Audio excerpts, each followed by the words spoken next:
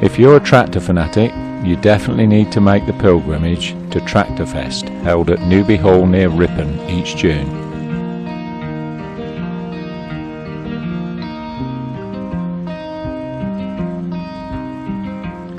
There are well over 1,000 tractors of all shapes and sizes, so there's bound to be plenty you've not seen before.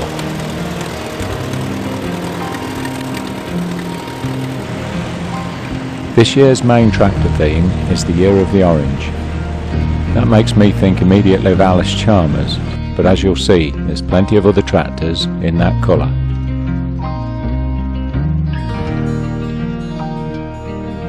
There's also a threshing and harvesting theme. We'll look closer at that later on in the video.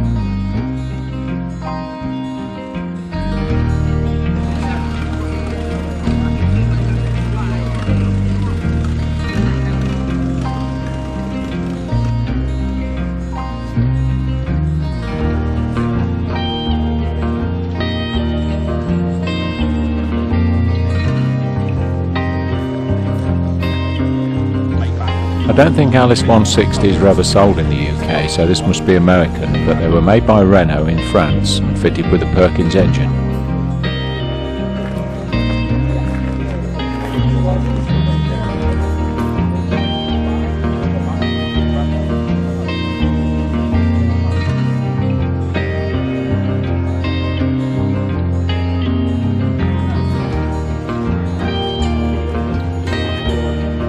If you know what this wide track Alice B was made for, leave a comment below and let me know.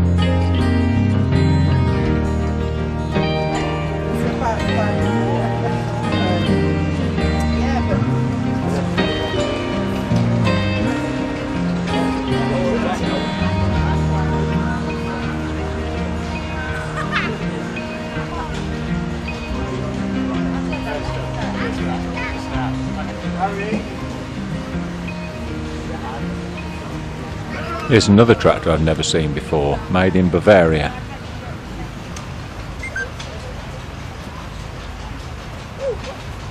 And I've never seen a Steyr tractor quite like this one. Pause the video here and you can read all about it.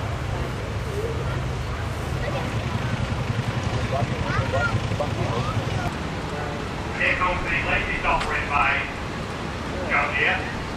If you're wondering why that's on. The tractor arena is active all day with parades of different makes of tractor.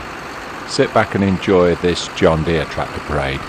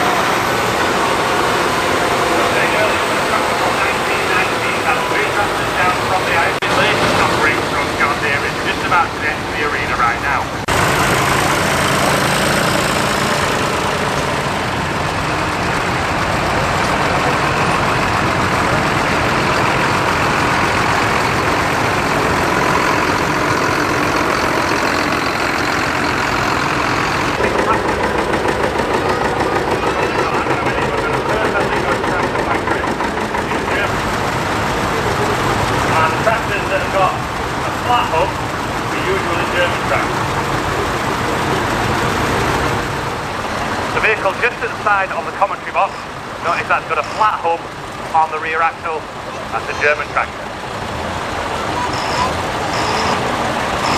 It's got the wrapper on the seat. Makes sense to road rock work. Okay, original size. Leave the tractor, you can turn back on yourself into the back of the roadway. Yeah, set it flat into the ground. Now, I said earlier when this tractor came in, all the way back from... Rarely do you see a pair of Walsh & Clark oil engine based cable ploughing engines. Originally designed and built in 1913. Unfortunately for Walsh & Clark, the market was starting to move to direct ploughing with small tractors.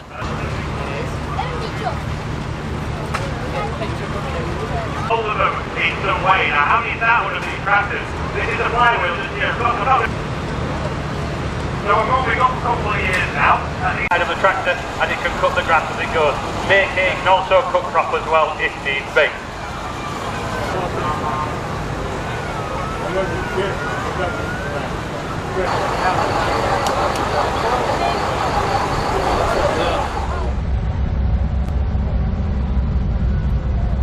Here we have an original International Harvester exhibition unit from the 1970s.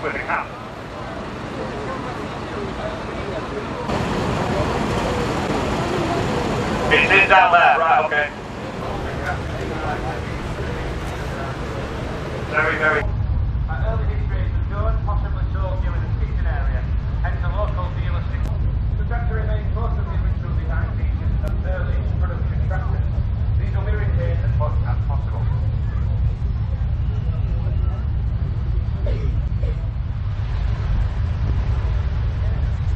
So 1977 on an S-Reg, the 374. The driver, well, he actually spent a lot of his time up on the East Coast. He was sold out to Whitby, made his way down to the East League, and the current driver has bought it.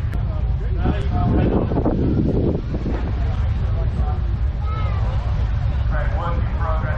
Have a Nuffield range of tractors, very affordable back in the day, and also very repairable as well. Coming in that super stable BSC group.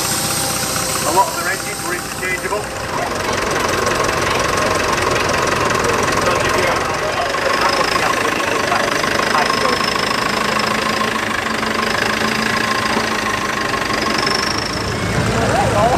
It was actually down to Henry Ford who introduced diesel to the agricultural world.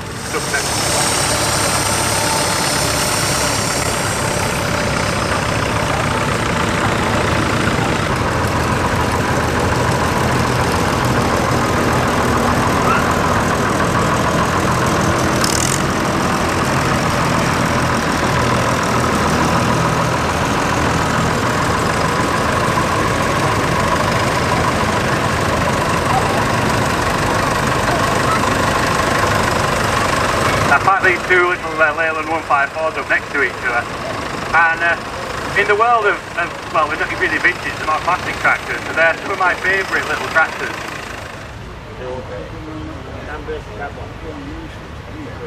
The David Brown stand had got that many tractors on it you could hardly walk between them. Join me for a little bit of a stroll and take a look.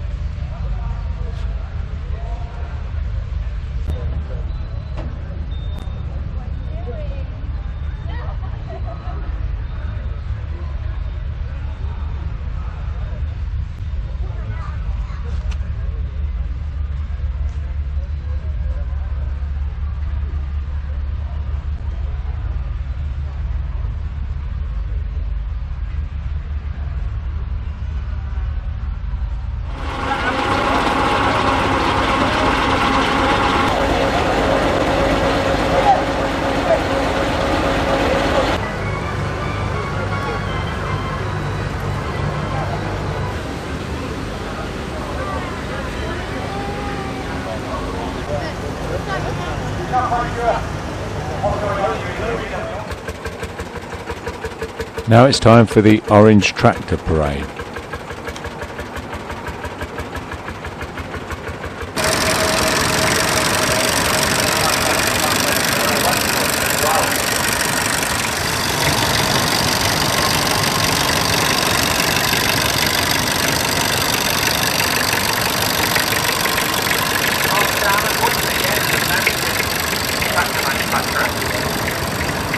It looks like this Fordson's had a bit of a problem with the frost.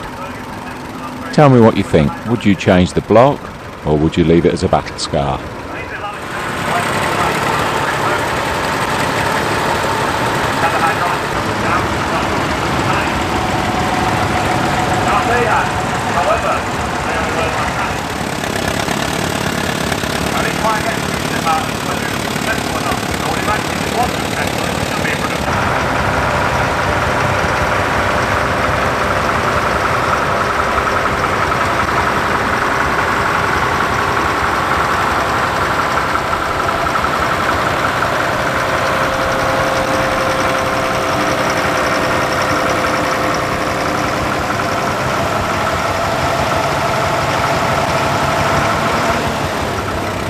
a 19 at 41 at this time, as Deere was saying earlier on, there were thousands and thousands of these made. Quite a wispy looking tractor.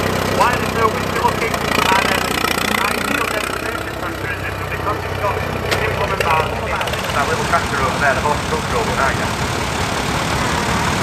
From the needle to the thread, off you go. Oh, we put you on the spot.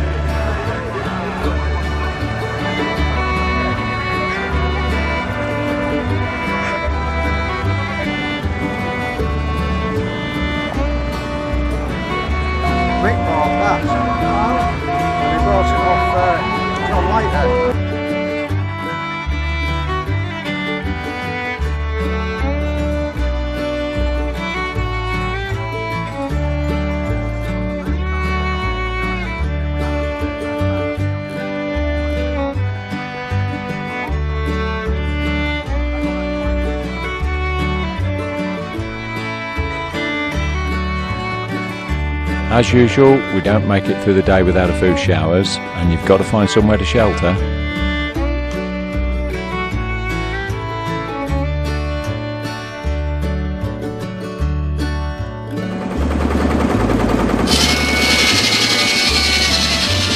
In the working section, we catch up with this Marshall, hard at work on the saw bench.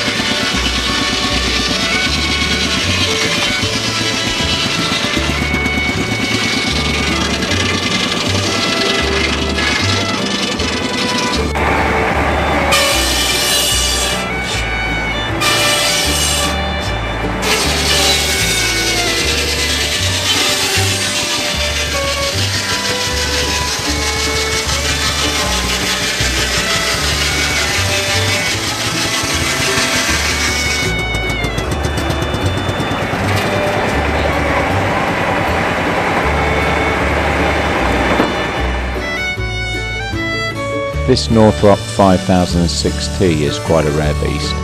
It was the last model in the Northrop range before they went out of tractor production.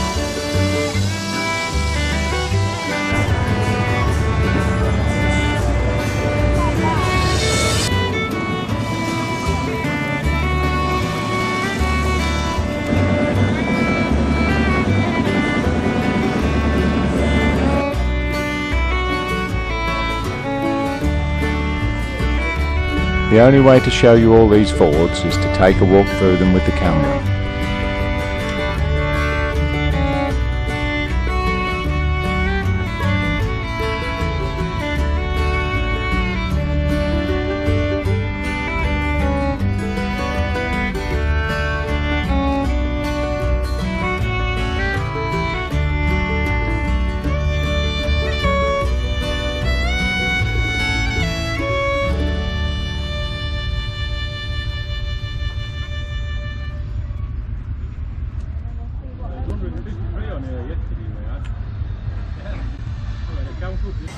So, do you prefer your tractors in restored original condition, or how about this Fordson N as found? Either way, it's great that somebody looks after them.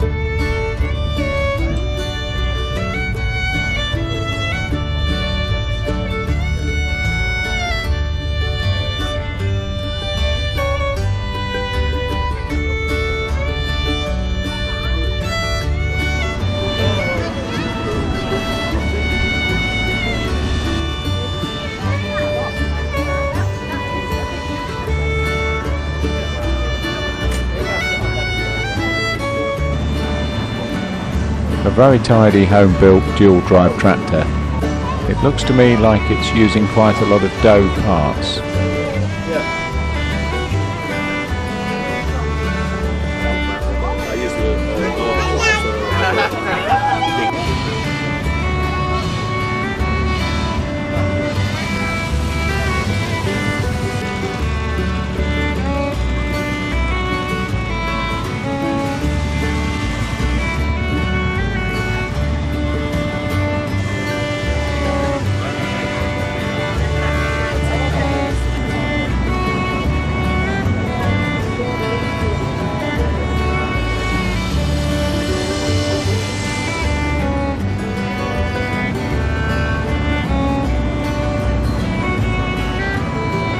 Another tractor I've never seen before, a high clearance version of a Fordson. Maybe somebody can tell us a bit about this in the comments.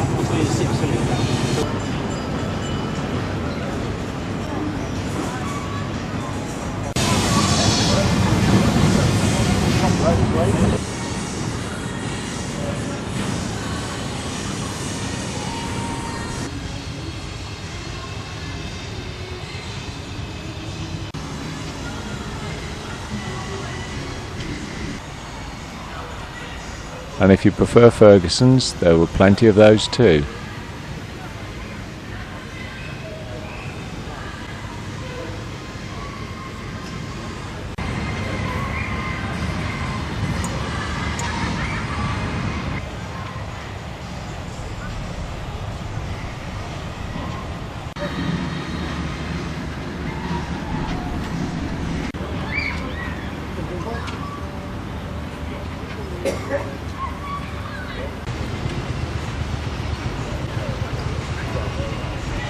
The Massey Ferguson Super 90, an American-built tractor that was imported into the UK in very, very small numbers, I believe.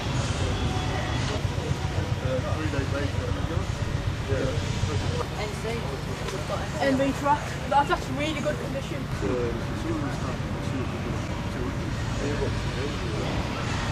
And the Massey Ferguson 97, actually an MM tractor, badged as a Massey Ferguson to fill a gap in Massey Ferguson's production.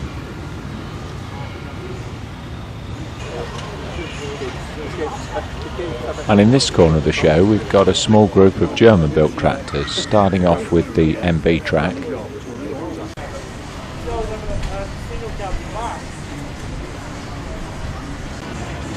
And then this giant class Serian.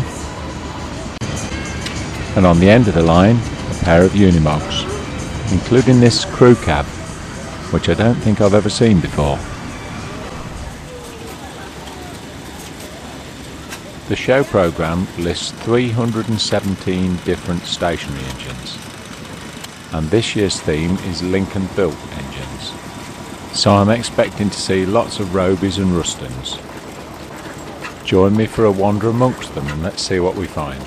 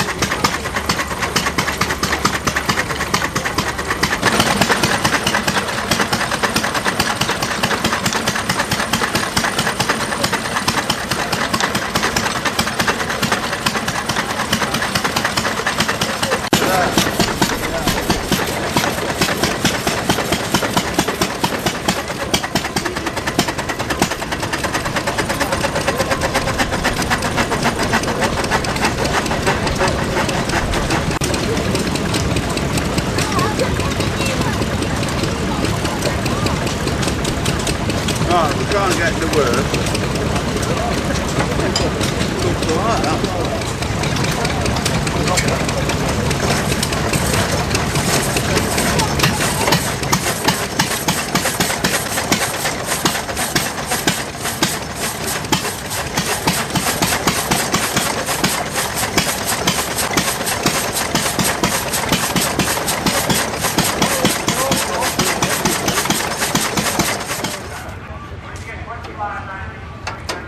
If you follow Casterton Vintage videos, you'll know by now exactly what's special about this little French-built Austin tractor.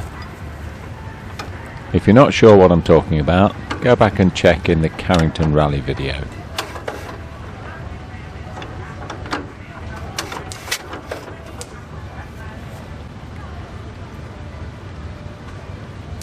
Tractors always seem reluctant to start when you point a camera at them.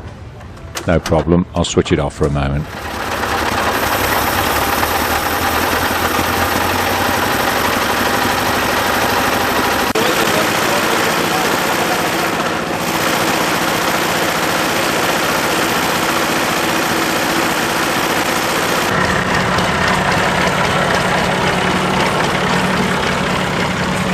Now it's time for some of the Massey Fergusons to put on a parade in the main arena. A little grey Ferguson, ideal start to tractors. You come to Tractor Fest today, as you go home, you think, I'm going to buy myself a tractor. I'd highly recommend going and having a look at buying a little grey Ferguson. Very affordable, parts are pretty readily available, inexpensive, capable of doing about 13 miles an hour on the road, so they're not bad at all.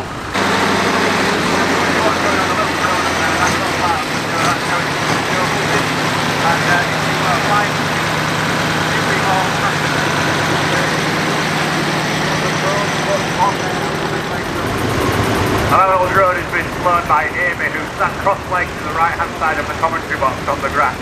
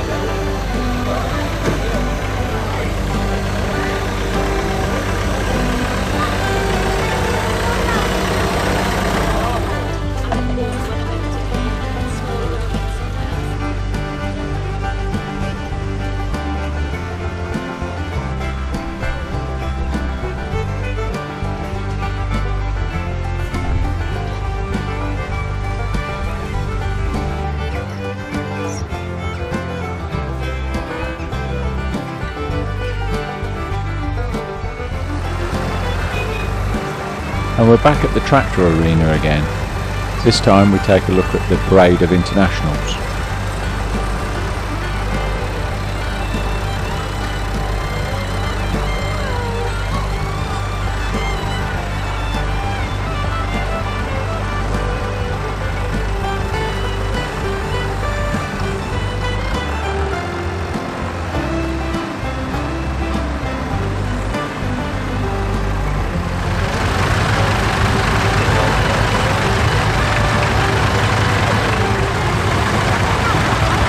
Got an arena full of red with the exception of a little orange one. No doubt we'll find out more about that little company there as we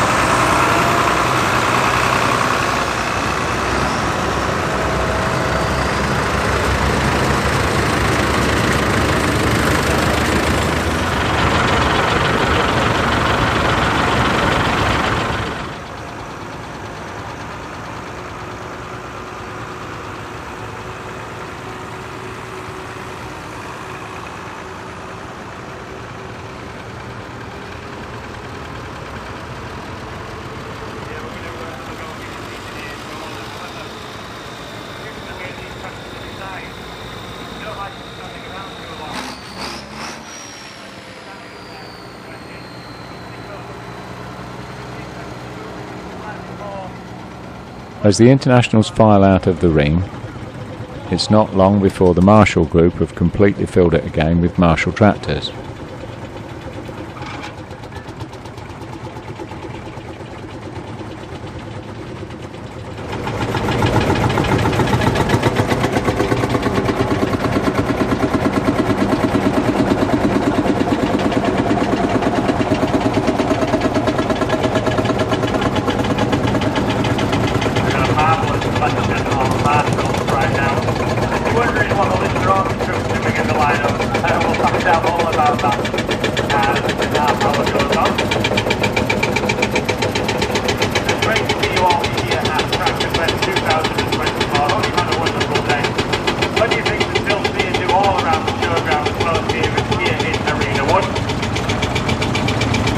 Not only have we got this show field, there's also the other show field over the top there, the open tree, where they've got a fantastic array of stationary engines and another few hundred tractors for you to look at.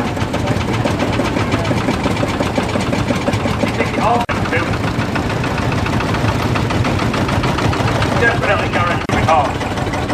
My name's Deere, and it's my job to hopefully try and fill you with information, all things tractors and such like these.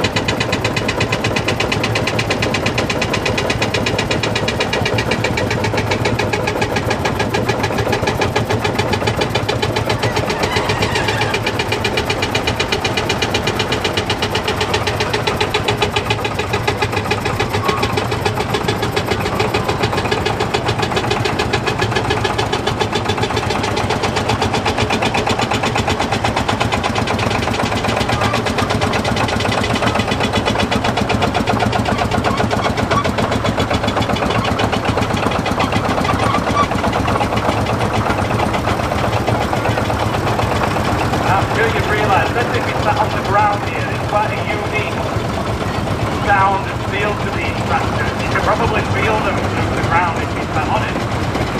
The majority of the tractors in this arena, with the exception of 2, 3, 4, are single-cylinder engines. Single-cylinder diesels, 2-stroke diesels.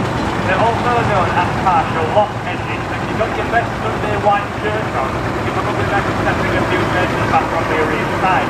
They do spit a little bit of oil out. I know there's a partial lock engine.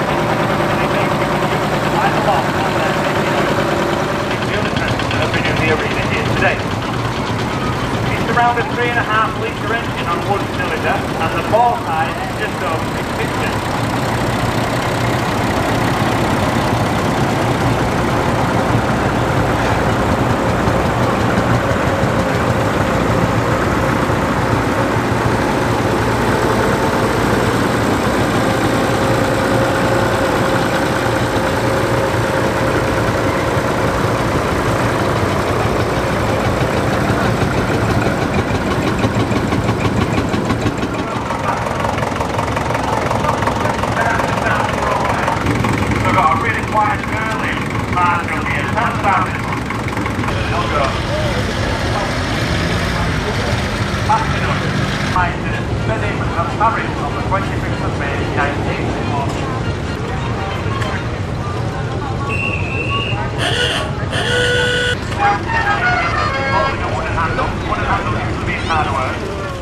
This is a mechanical reaper made by Matheson in the early 1800s, and it's probably one of the oldest exhibits in the harvesting theme at the show. Standing next to it is this Banff reaper, which has the technical advance of sails to move the crop off the bed. The next technical leap was the binder that tied the bundles into sheaves, and here we see an example from Massey Harris, Albion, and the very late Bissett binder, probably one of the last ones made.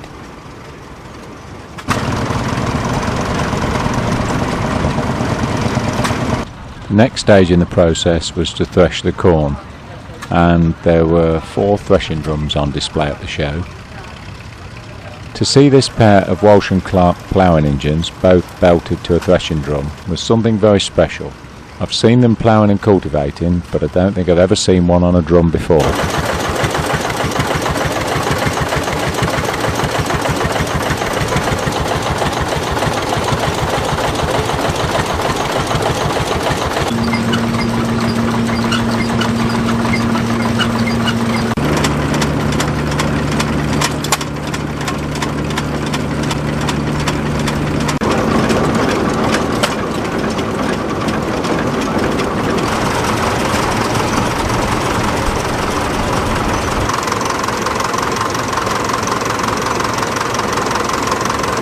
By the early part of the 20th century, people were starting to look at ways of combining the reaping and threshing operations, the result of that being the combine harvester as we know it today.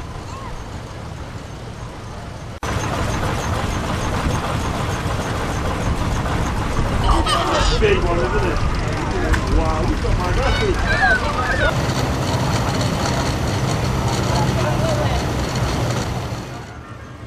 Moving along now, we take a walk through the extensive collection of John Deere tractors.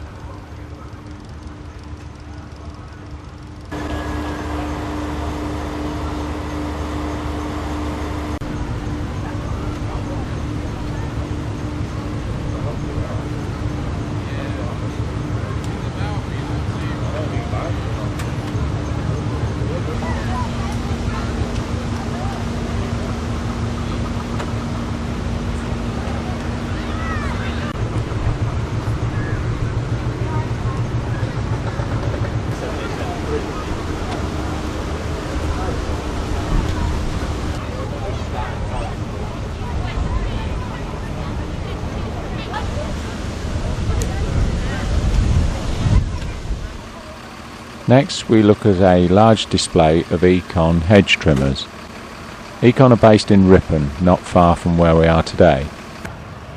Their original founder, Mr. Bill Upton, developed the Lupac flail hedge trimmer and patented it in the early 60s.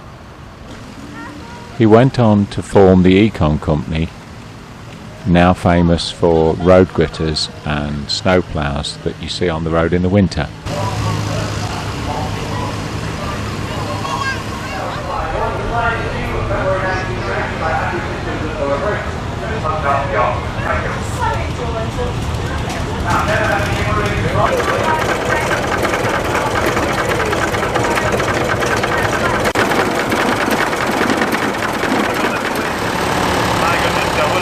Quite an iconic, well, quite unique vehicle here. Great to see